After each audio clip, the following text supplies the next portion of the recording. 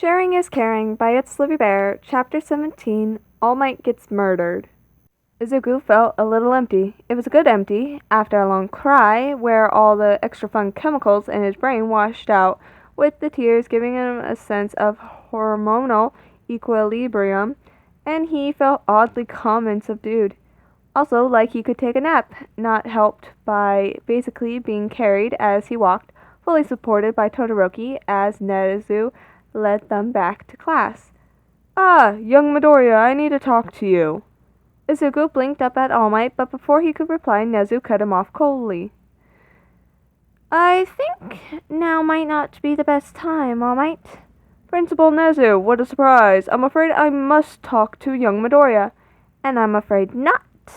Nezu smiled, all teeth.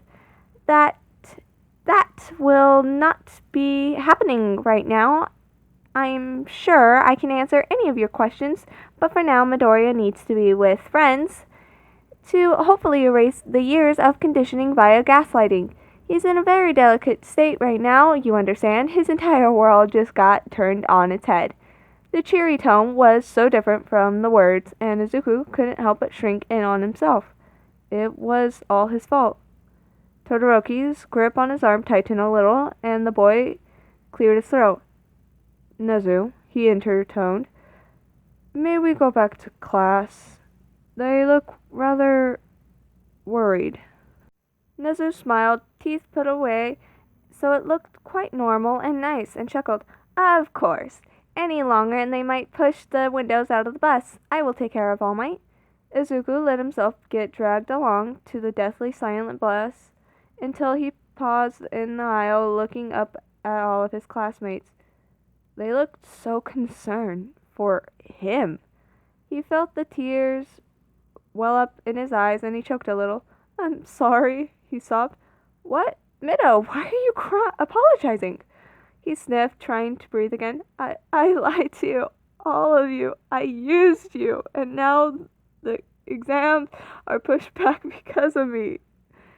"Midoriya, Kyoto."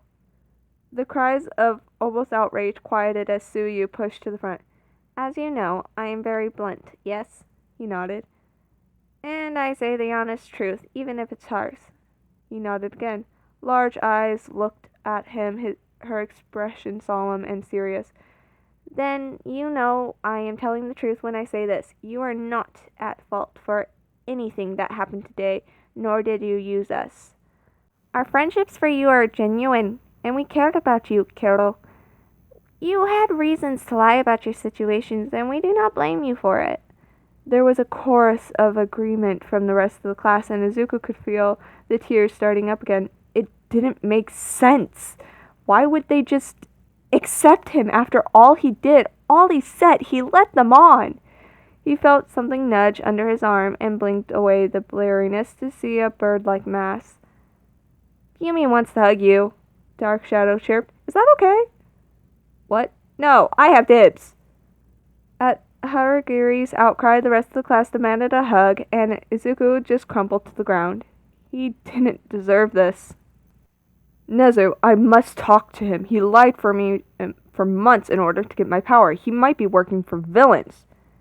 "Yagi, he lied to everyone. You aren't special. Did you miss the part where I said he was conditioned?"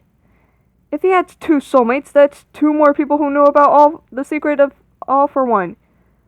"I didn't see how having 2 additional successors is a bad thing. But regardless, the correct conclusion most people will draw is, in fact, a stress manifestation. And given the poor boy's history, it isn't even too far-fetched. Your leap in logic astounds me." Aizawa chose this moment to make himself known. "Well," he drawled, "it sounds like a stress manifestation is incorrect. So, would you care to enlighten me on what exactly happened to that poor kid?" All Might sputtered in probably indignation, but Nezu, the person Aizawa was looking at, just looked delighted. "Ah, Aizawa, good. There are some things we need to discuss anyway." "Nezu, this is a national secret. You cannot simply share it." Aizawa looked at him unimpressed. Sounds like you have something to do with, or at least know something about the fact that Midoriya manifested a quirk on the day of the entrance exam, breaking his arm. In addition, the kid is traumatized right now, and something tells me your whole approach to the "he lied to me" thing is not going to be great for his mental health. So you could shove your national secret up your ass and tell me what the fuck is going on with my kid. The anger in his eyes was back, but Aizawa just raised an eyebrow.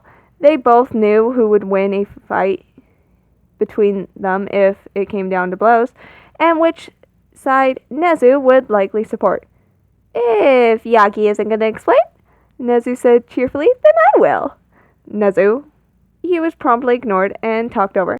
All Might's quirk is known as One for All. Its derivative is from the underground supervillain known as All for One, presumed dead 6 years ago when the two of them got in a fight.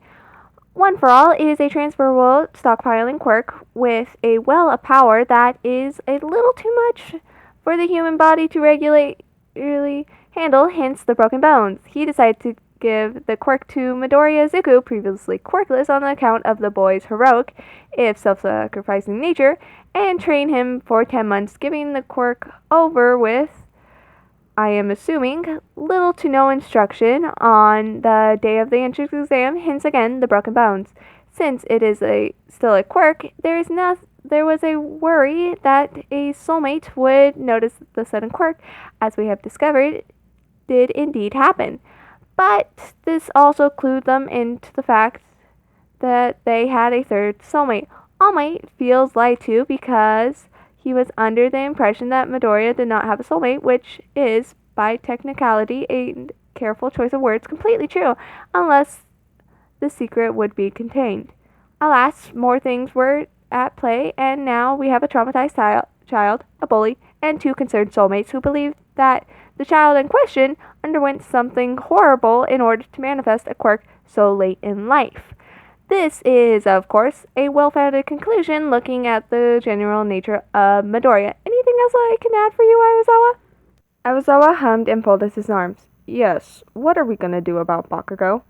All Might sputtered, but both men ignored him, Nezu grinning. Well, we must do a thorough investigation into the boys' previously schools to get the full picture of everything, but for now, it is safe to say Bakugo will no longer be in the hero course at all.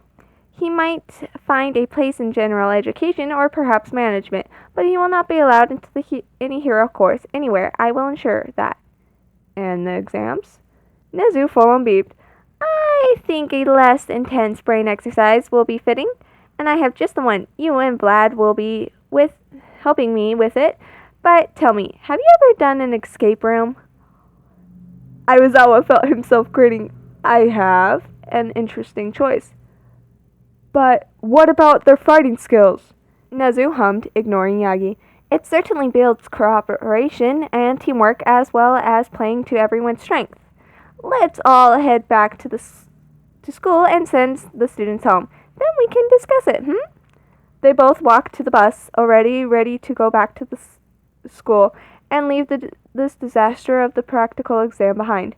Oh, and Yagi, Nezu called back, we will be discussing this more. If you so much as speak to Midoriya with anything other than words of comfort, I will fire you in a heartbeat. Hero commission be damned. Do meet me in my office later. And then this symbol of peace was left in an empty clearing, mulling over everything that just happened.